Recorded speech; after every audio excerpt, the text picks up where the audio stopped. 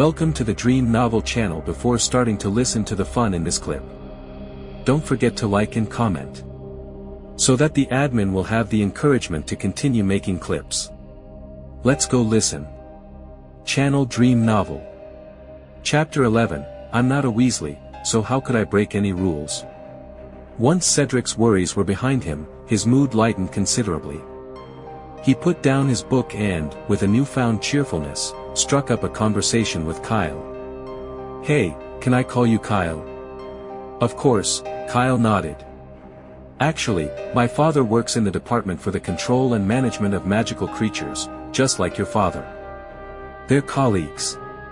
Your father? Cedric's eyes widened in surprise. He hesitated for a moment before asking, is it Mr. Chris Chopper? Yes, that's him, Kyle confirmed.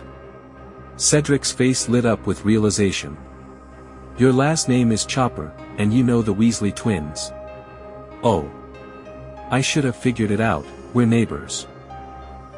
With this revelation, the two boys quickly grew comfortable with one another, their conversation flowing naturally, as if they were old friends catching up after a long time apart, even though they had only just met. After a moment, Cedric's curiosity seemed to get the better of him. By the way, Kyle, he began, his voice tinged with excitement as something came to mind, I remember trying to visit you once, but you weren't home. My father mentioned that you'd been studying under Mr. Scamander since you were young, and that you were going to do great things in the future. Is that true? Did you really learn from Mr. Scamander? Cedric's curiosity was palpable. After all, this was Scamander. There were many well-known figures in the wizarding world, but most of them were famous only within their own countries, textbook authors, Order of Merlin recipients, and the like. These figures might be recognized at Hogwarts, but go to a place like Ilvermorny or Castelobruxo, and few would know their names. Only a select few wizards were truly famous across the entire magical world, with their portraits printed on chocolate frog cards while they were still alive. Scamander was one of those rare individuals. It was Cedric's first time hearing about someone being so close to such a legendary figure, and his curiosity was understandable. On the other side, Kyle was staring at Cedric in disbelief. He had also tried visiting me, and I wasn't home. The coincidence was almost too much to believe. And Mr. Diggory, wasn't he in the same department as Chris? How had he come up with such a wild story? Where did he hear that Kyle had been with Newt Scamander all this time? Rubbing his head, Kyle thought for a moment before explaining, well, it's true that I have a bright future ahead, he said with a grin, but as for Newt Scamander, my father was actually his student. I've only been to his place a few times to hang out. Kyle's thoughts drifted to Newt. Unlike Dumbledore, Newt had a serious case of social anxiety. In his younger years, it hadn't been as bad. Though he was reserved and preferred solitude, he still managed to make a few friends, help defeat Grindelwald, and take on a couple of students to share his knowledge of magical creatures. But ever since Grindelwald's imprisonment in the high-security tower of Nurmengard, Newt had withdrawn from public life. He devoted himself entirely to his magical creatures, and over the past 30 years, he had hardly spoken to strangers. His social anxiety only deepened as time passed. Kyle couldn't imagine Newt becoming a teacher, much less lecturing young wizards every day and grading their homework like a professor at Hogwarts. That just wasn't him. Newt was well aware that his personality wasn't suited for teaching. In his mind, a proper teacher needed to be someone like Dumbledore. Chris, Kyle's father, had been Newt's last formal student, and although many had tried to follow in Chris's footsteps over the years, some even asking Dumbledore to intervene as a mediator, Newt refused every request. He was convinced that teaching would only do the students a disservice, and despite others' willingness to overlook his quirks, he couldn't get over the hurdle of his own self-doubt. Kyle's visits to Newt's home had started by chance. Both Chris and Diana were incredibly busy at the time and needed someone to watch over their young son. It was around then that Newt's wife, Tina, learned about their predicament and offered to take care of Kyle. Tina had been eager to help out, and perhaps also, in a way, to find something to occupy herself. Living with Newt, who preferred the company of magical creatures to people, could be quite isolating. If she hadn't found some way to engage herself, she might have gone stir-crazy long ago. Kyle had just turned 6 at the time, a notoriously energetic age in Tina's experience. She had hoped Kyle might even help draw Newt out of his shell a bit, much like their grandson had when he was that age, talking non-stop and driving Newt slightly mad with questions. Kyle didn't disappoint. While he wasn't a troublemaker, he was incredibly curious, especially when surrounded by so many fascinating magical creatures. He couldn't help but ask endless questions, which, to Tina's surprise, Newt patiently answered.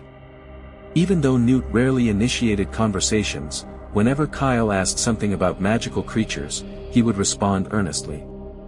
Before long, Newt was talking more than usual, though only because Kyle's questions gave him something meaningful to focus on. This arrangement satisfied everyone. Newt got to share his knowledge, Tina found purpose in managing the household, and Kyle had an extraordinary education in magical creatures. And even after Chris and Diana's work schedules became less hectic, Kyle continued to visit the Scamanders every year, if only for a short time. Of course, Kyle had no intention of sharing any of the real details with Cedric.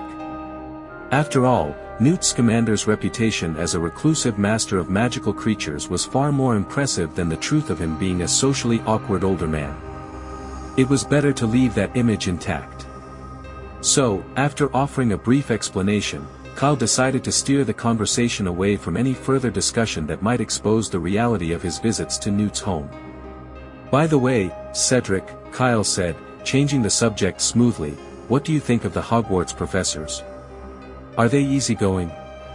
You know, this is my first time going to school, so I don't know much.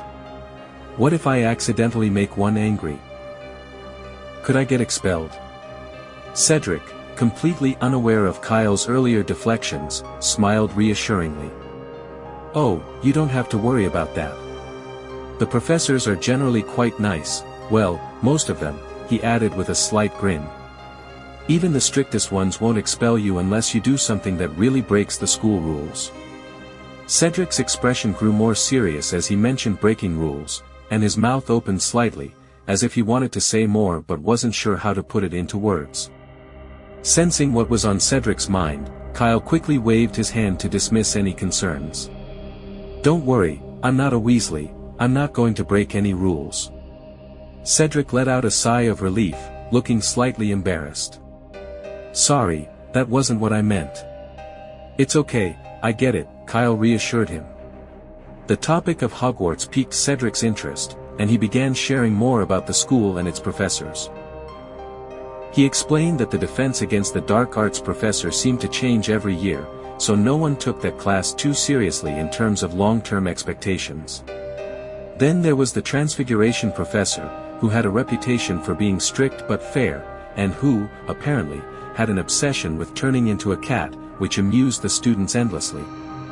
But the most notorious of all was the Potions professor, who had a habit of deducting points from students for the most trivial of reasons, including not washing their hair properly. Kyle listened attentively, but most of what Cedric told him was information he had already picked up from other sources. Nothing Cedric said was particularly new, though hearing it from a current student made it feel more real. Still, Kyle felt relieved that Hogwarts, while daunting, seemed manageable. The way Cedric described the professors painted a picture of a school that, despite its challenges, was welcoming enough. Unless you happen to cross paths with a certain potions master, of course. Channel Dream Novel. Chapter 12, Scabbers and the Rat Tonic. For Kyle, who was used to traveling by airplane or high-speed trains, the journey on the Hogwarts Express, a vintage steam train, was turning into quite the ordeal. At first, the excitement of riding the legendary train and the aura of Hogwarts helped keep his spirits high, but after a few hours, the novelty wore off, and the train's limitations became glaringly obvious. It was slow, really slow. Kyle figured the train could barely reach 80 kilometers per hour, which didn't even compare to modern cars. The ride wasn't smooth either. After a while, Kyle felt nauseous, as if his breakfast might make a return appearance. Reading to pass the time became impossible. Thankfully, Cedric's presence made the trip more bearable. Cedric was chatty, and once the conversation about professors had wrapped up, Kyle asked him about other aspects of Hogwarts.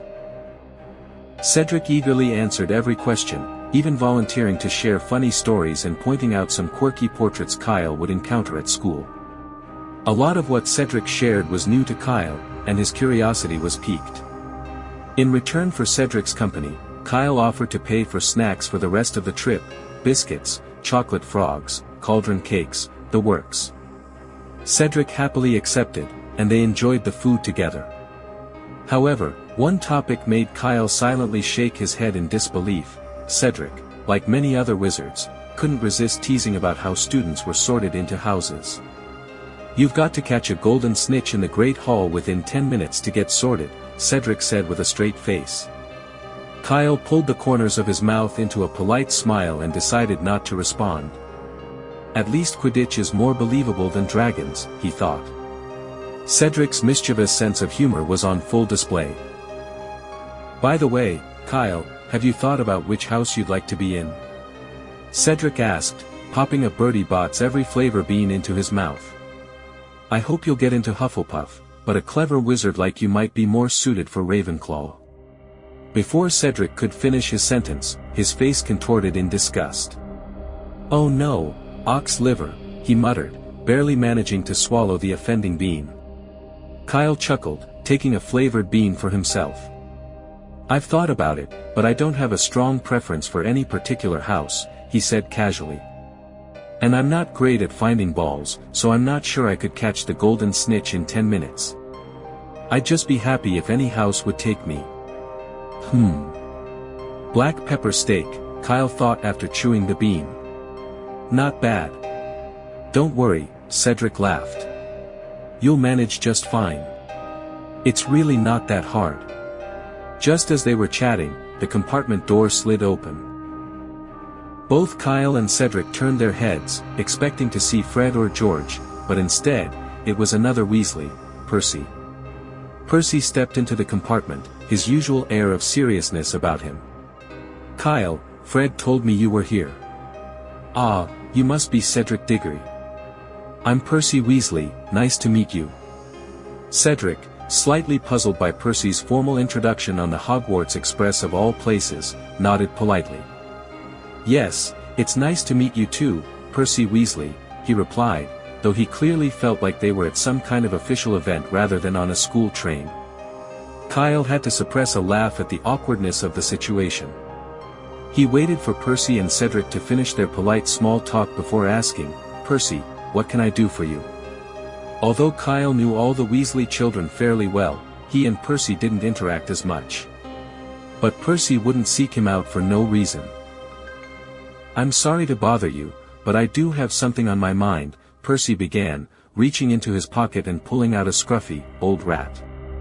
"Scabbers hasn't been himself lately, so I wanted to ask if you still have some of that rat tonic you gave him before. I'd like to buy some, if possible." "Rat tonic?" Kyle looked at the mangy rat in Percy's hand, missing a front paw, and smiled, narrowing his eyes. "Of course I have it. Just a moment." Kyle rummaged through his suitcase and pulled out a small bottle filled with red liquid. He handed it over to Percy. "You know the drill, 3 drops once a week. This should last a while." "Thank you," Percy said, accepting the bottle eagerly. He hesitated for a moment, then pulled out 3 silver sickles from his pocket, his face turning red as he offered them to Kyle. "I know this might not be enough, but it's all I have right now. I'll pay you back the rest as soon as possible." Kyle waved off the concern, taking just 1 sickle and pushing the others back toward Percy. "1 is more than enough. It's just rat tonic, nothing special. How could it be so expensive?" Percy looked down at the single sickle in his hand, his face flushing even more as he alternated between gratitude and embarrassment. After a long pause, he sighed softly. "Thank you, Kyle." "It's just a normal transaction," Kyle replied casually. "No, I understand," Percy said with a bitter smile. If it were just an ordinary rat tonic, it wouldn't have kept Scabbers alive for 11 years. This must be something special from Mr. Scamander. Only someone as skilled as him could keep a common field rat alive for this long. If this tonic were on the market, it'd probably sell for at least 10 galleons. Kyle inwardly grimaced. He really wanted to tell Percy that Scabbers' longevity had nothing to do with the rat tonic, and that the concoction wasn't worth anywhere near 10 galleons. In fact, it wasn't even made by Newt Scamander, it was his own creation, and a relatively simple one at that. But revealing too much could raise unwanted questions, especially about Scabbers' true identity as Peter Pettigrew. Kyle had no desire to attract attention from Dumbledore or anyone else just yet. Still, he hadn't been entirely idle when it came to Percy's pet. Aside from providing the tonic, Kyle had once warned Percy that rats exposed to too much magical energy would eventually be rejected by their own kind.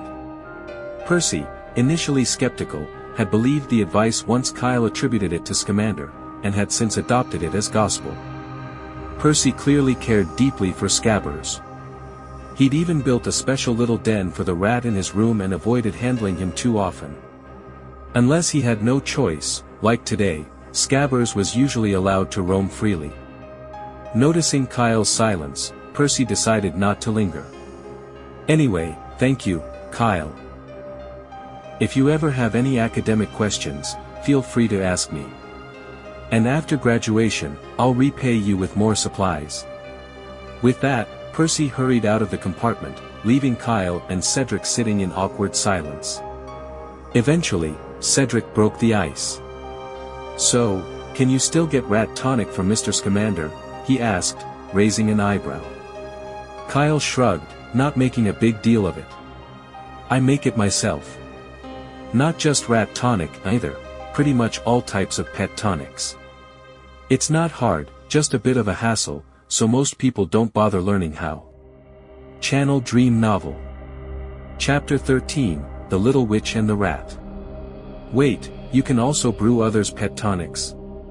Cedric's eyes lit up at Kyle's revelation. "Then could I leave my owl's tonic to you in the future?" "Of course," Kyle replied, glancing at the gray wood owl perched on the shelf. "But owls need more complex tonics than rats. I'd have to charge 9 sickles. And don't say it's too expensive, that's the market price. My recipe comes straight from Newt, and the tonic is much better than what you'd find in Diagon Alley. It's definitely worth it." Cedric nodded thoughtfully. It was true that in Diagon Alley, even the cheapest owl tonic cost around 9 sickles, with higher quality ones reaching a galleon. If Kyle's tonic was really based on a recipe from Scamander, it was certainly a fair price. But still, can't you make it a bit cheaper? Cedric asked, a little sheepishly. "We're friends, right? There's got to be a discount." Truth be told, Cedric really wanted to buy several bottles right away, but as a second-year student with limited pocket money, he was strapped for cash. While Hogwarts covered room and board, the cost of school supplies like quills, ink, and parchment added up. Throw in personal expenses, and there wasn't much left by the end of each term. Sure, he could scrimp and save, but no one wanted to be known as the cheapskate. Facing Cedric's hopeful gaze, Kyle rubbed his chin, pretending to think. "Well, you're right. We're friends, so I can't exactly charge you the full market price." Cedric's eyes sparkled with anticipation. "Right? Tell you what," Kyle paused dramatically, holding up one finger. "You only have to pay this much." "1 sickle?" Cedric asked, eyes wide with hope. Kyle shook his head. "No, 1 galleon." Cedric's smile froze, and his tone became incredulous. 1 galleon? Is that supposed to be a discount?" "Yep, a 20% discount," Kyle said, completely serious. "Think about it, apart from those rich Slytherin kids, who else at Hogwarts is willing to pay galleons for owl tonic? My market's small, Cedric. Now that I've got a loyal customer, I'm sure to rake in some real profit." Cedric stared at Kyle, dumbfounded. His eye twitched as he tried to process the sheer audacity of the situation. How could Kyle be so shameless? And say it so boldly, with justification? Did he even have a moral compass as a wizard? Cedric was trembling with frustration. He took a deep breath and said through gritted teeth, "Kyle, you'll end up in Azkaban someday." "I hope so," Kyle replied, completely unfazed, raising an eyebrow. "So, do you still want the owl tonic?" "Yes," Cedric muttered, nearly choking on the word. Just as he was about to pull out the money, the carriage door slid open once more. A small figure entered the compartment nervously, a very pretty young girl with brown hair tied into 2 pigtails. Her round face still had a touch of baby fat, and she looked like a fellow first-year student. Kyle and Cedric exchanged glances. "Is she here to see you?" Cedric's expression seemed to ask. "I don't know her." Kyle's look answered back. Without saying a word, they somehow managed to communicate perfectly, as their thoughts mirrored one another. After catching on to Cedric's teasing look, Kyle turned his attention back to the girl and asked doubtfully, "Did she get on the wrong train?" The girl seemed nervous, visibly shrinking back at the question. For a moment, it looked like she was about to run off, but she held her ground, shaking her head. "No, I didn't get on the wrong train. I was looking for you." "For me?" Kyle was even more confused now. He was sure he had never met the girl before. Ignoring Cedric's growing amusement, Kyle asked, "What do you need me for?" He took a closer look at her, still trying to figure out if there was any chance he knew her. She didn't resemble anyone from his family, especially not Chris, so he quickly ruled out any wild ideas, like suddenly discovering he had a younger sister he didn't know about. The girl's voice was soft and hesitant. "I overheard your conversation in the hallway just now." Her cheeks flushed as she hurriedly continued, "I didn't mean to eavesdrop. It was an accident, the red-haired senior forgot to close the door." Kyle waved it off. "It's fine. Go on." The Hogwarts Express wasn't exactly known for its soundproofing. Even if the door had been closed, you could still hear the noise from the corridor, and they hadn't been particularly quiet when Percy had shown up. It wasn't surprising at all that someone might overhear them. The girl sighed in relief, then reached into her pocket and pulled out a large, gray rat. Kyle blinked, feeling a sudden sense of déjà vu. "Didn't I just see this happen?" It was exactly how Percy had pulled out Scabbers a few minutes ago. The same movement, and even the same species of rat. Is this déjà vu, or am I stuck in a loop? He wondered, his thoughts spinning as he instinctively inspected the rat to make sure it wasn't another animagus. Thankfully, it had all its paws and seemed like a regular rat, so he relaxed. Kyle mentally shook himself. Not every rat is an illegal animagus like Peter Pettigrew, he reminded himself. There's only one lunatic like him. After calming down, Kyle had a pretty good idea of why the girl had come. He tentatively asked, "So, you're looking to buy some rat tonic from me?" The girl's face lit up with hope as she nodded. Her large, watery eyes looked at Kyle expectantly. "I've tried all kinds of remedies from Diagon Alley, but none of them seem to work." "Of course, I can help with that," Kyle said, flashing a friendly smile now that he realized she was a potential customer. "Just give me a second." He turned to rummage through his bag for the tonic. "By the way, I'm Kyle Chopper, first year. You can call me Kyle." "K. Konna," the girl stammered softly, her round face flushing slightly. "Konna Prince." Channel Dream Novel. Chapter 14, Closing the Door is a Good Habit. In the wizarding world, mice are the cheapest of the designated pets at Hogwarts, so they naturally attract a wide range of young witches and wizards.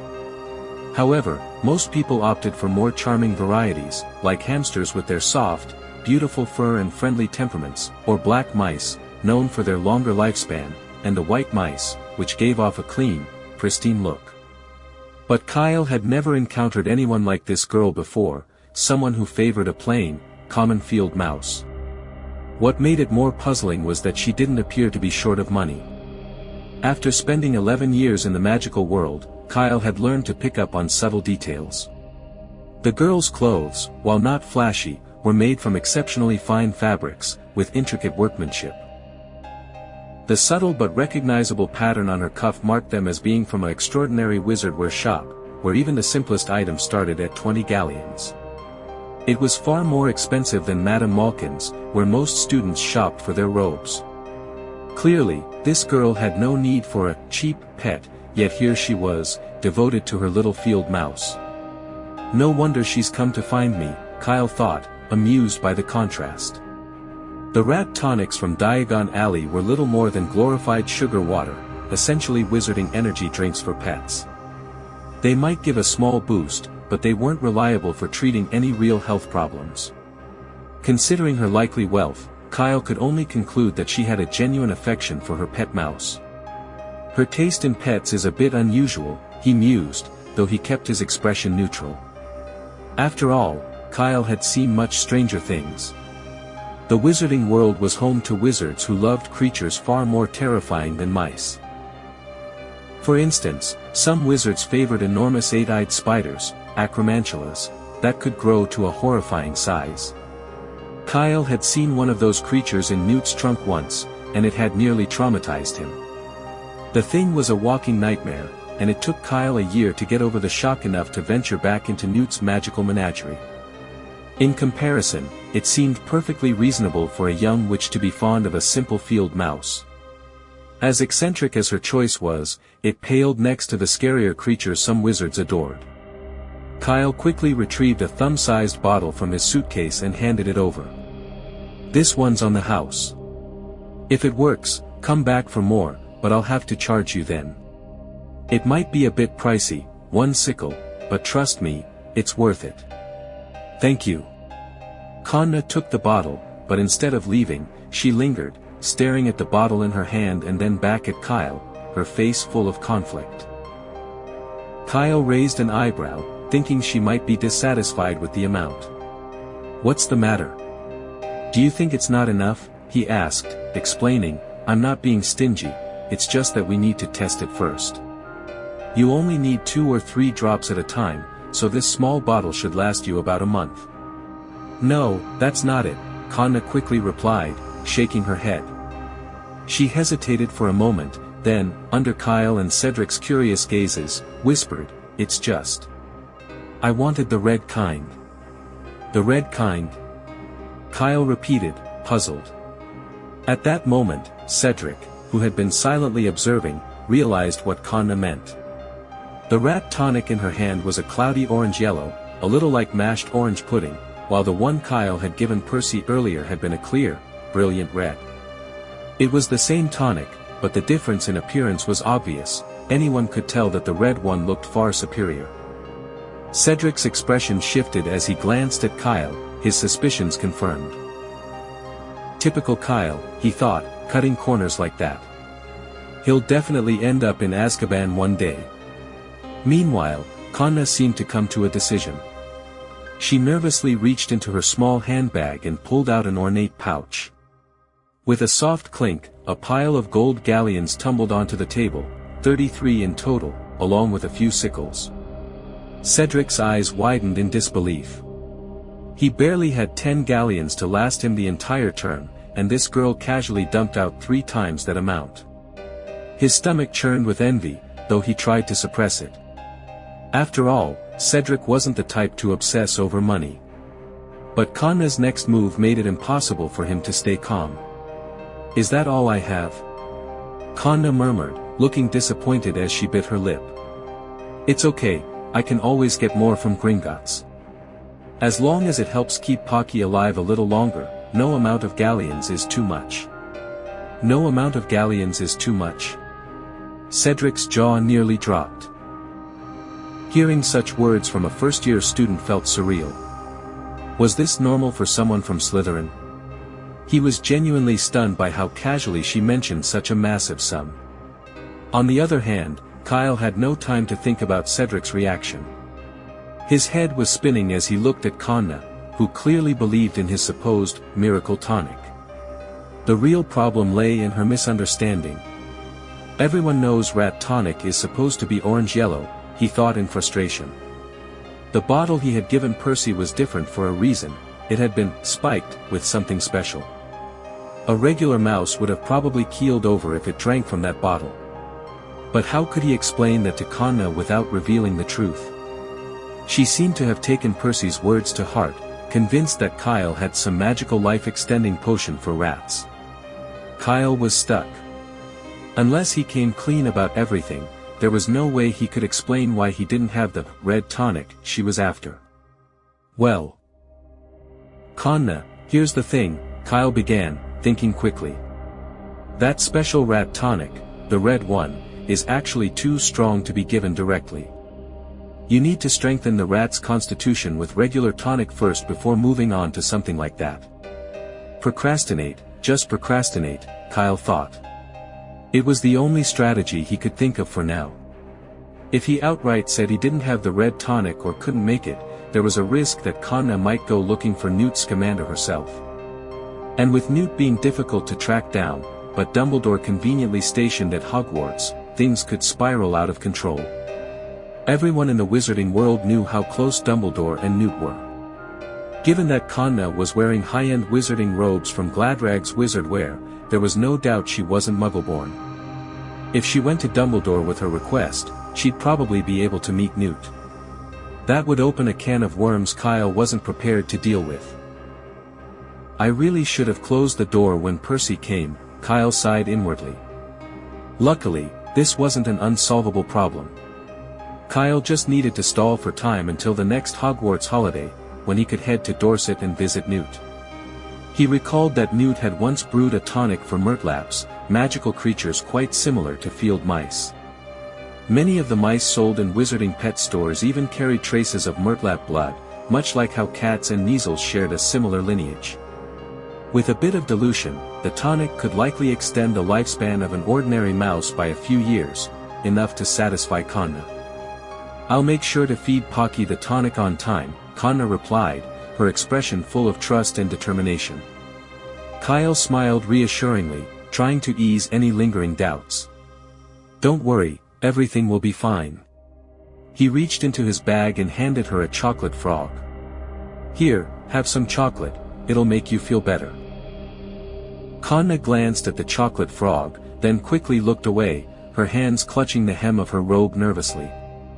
She looked like a child receiving a gift at a holiday, clearly tempted but too shy to accept it. It's okay, take it, Kyle encouraged her with a laugh. Consider it a little gift for meeting you. I hope we end up as classmates. Thank you.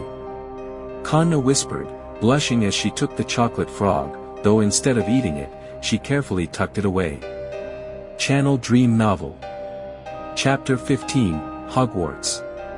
Kanna soon left, and Kyle, ever principled, didn't touch the pile of galleons on the table. Instead, he used a simple floating charm to return the money to Kanna's pocket as she walked away. Even though she seemed wealthy, Kyle had no intention of cheating an 11-year-old out of her money. It was a matter of principle. Well, at least wait until I get back from Dorset, he thought with a hint of humor. Cedric, who had been watching the entire scene unfold, turned to Kyle with a look of mild disbelief. Well, since I'm kind of your first customer, can I try the tonic? What are you talking about? You're my friend, my brother, not a customer, Kyle responded seriously, waving off the suggestion with dramatic flair. Cedric nodded, catching on quickly. So the trial tonic. No, that's only for customers, Kyle cut in, smirking. Cedric stared at him, his eye twitching. Really? This was the first time he'd seen someone treat acquaintances so differently while sounding completely justified. Kyle has no shame, does he? Cedric thought, feeling a wave of exhaustion. Deciding to change the subject, Cedric brought up Hogwarts again, and soon enough, their conversation veered toward Quidditch. It was inevitable, both of them were passionate about it. But that's where the disagreement began. Kyle was a proud fan of the Vimborn Wasps, while Cedric staunchly supported the Chudley Cannons. Suddenly, the atmosphere shifted. The air between them grew tense, as they locked eyes, sparks of rivalry flying between them. Once a dispute over Quidditch team started, neither side could afford to back down. They stared each other down for a good 10 minutes, the temperature in the compartment seeming to drop with the tension. Their standoff was abruptly interrupted by a sudden jolt, followed by an announcement. The train will arrive at Hogwarts in 5 minutes. Please leave your luggage on the train, and it will be delivered to the school for you. Kyle and Cedric broke eye contact at the same time, and without a word, began changing into their Hogwarts robes. Kyle glanced out the window. The sky had grown dark, and the cold he'd felt earlier now made sense. Thankfully, the rain had stopped. The train slowed down and came to a halt. After a 10-hour journey, they had finally arrived. Kyle checked his robe and wand one last time before joining the crowd as they exited the train onto a small, dark platform. The platform was run down, overgrown with weeds. The sign was so faded that the words, Hogsmeade Station, were barely legible. Mud squelched beneath Kyle's feet as soon as he stepped off the train. Scourgify, Kyle muttered, cleaning his shoes with a wave of his wand as he moved to a relatively dry spot. Who would believe this rundown platform belongs to a 1,000-year-old prestigious school? He thought with a smirk. If it weren't for Hogwarts' reputation and Dumbledore's name, no one would be impressed by this place. In the crowd, Kyle noticed Kanna. The little girl stood shivering, her face pale and eyes wide with fear at the chaotic scene around her. As if sensing his gaze, Kanna turned and spotted Kyle. Her expression shifted to one of relief, and she stumbled toward him. Kyle reached out just in time to catch her before she fell. Without a word, he took out his wand again and waved it over her robes. Scourgify, Kyle muttered as he cleaned the mud off Kanna's robes. She had been so panicked when running toward him that she hadn't noticed the puddles. Once he finished, he gave her a reassuring smile and gently patted her shoulder. Don't worry. It's safe here. Someone will come to pick us up soon. Kanna nodded softly, still looking down, her nerves clearly not settled yet. Just then, an oil lamp appeared above their heads, casting a dim but warm glow. First-year students. First-year students, come over here, a booming voice called out. It was Hagrid, towering over the small crowd of first-year wizards. His wild hair and large, unkempt beard gave him a rather intimidating appearance, causing a few of the younger wizards to start crying at the sight of him. Kyle noticed Kanna wasn't crying, but she was clutching his arm with surprising strength. So much so that it hurt. He winced but refrained from pulling away, not wanting to upset her further. Kyle grimaced through the discomfort, thinking, how is she so strong? She's only 11. Hagrid waved to the group, introducing himself. My name's Rubeus Hagrid, Keeper of Keys at Hogwarts. First years, follow me. Watch your step, I'll be talking to Hogwarts by boat. Leading the way, Kyle gently guided Kanna through the crowd of nervous students, following the light that Hagrid carried. Slowly, the group of first years stumbled along the narrow, steep path for about 20 minutes. When they finally reached a bend in the path, Hagrid stopped, grinning widely as he turned to the group. All right, we're almost there. Get ready, about to see Hogwarts for the first time. It's the best view in the whole wizarding world. As they rounded the final bend, gasps of awe echoed through the group. Kanna, standing beside Kyle, stared ahead with wide eyes, her voice barely a whisper. It's so beautiful. Before them lay the famous Black Lake, with the towering silhouette of Hogwarts Castle perched high on a hill on the opposite shore. The castle's many spires glowed softly under the light of the full moon, giving it the illusion of being suspended among the clouds. The windows sparkled like stars, casting a warm, inviting glow across the dark water. It was breathtaking, like something out of a dream. Even Kyle was transfixed. For a brief moment, he wondered if the dilapidated state of Hogsmeade Station was intentional, designed to make the sight of Hogwarts all the more striking. "Come on, new students, time to board the boats," Hagrid called, pointing to a fleet of small boats docked along the lake's shore. "Remember, no more than 4 to a boat." Kyle and Conna quickly climbed into the nearest boat, joined by 2 other first-year students they didn't know, a boy and a girl, both of whom were buzzing with excitement. The 2 kept chattering away about how they couldn't wait to write home about the experience. "Is everyone on board?" Hagrid called, seated in a boat of his own, checking to make sure all the students were accounted for. "All right, off we go." With a gentle push, the boats glided smoothly across the lake, the water rippling in their wake.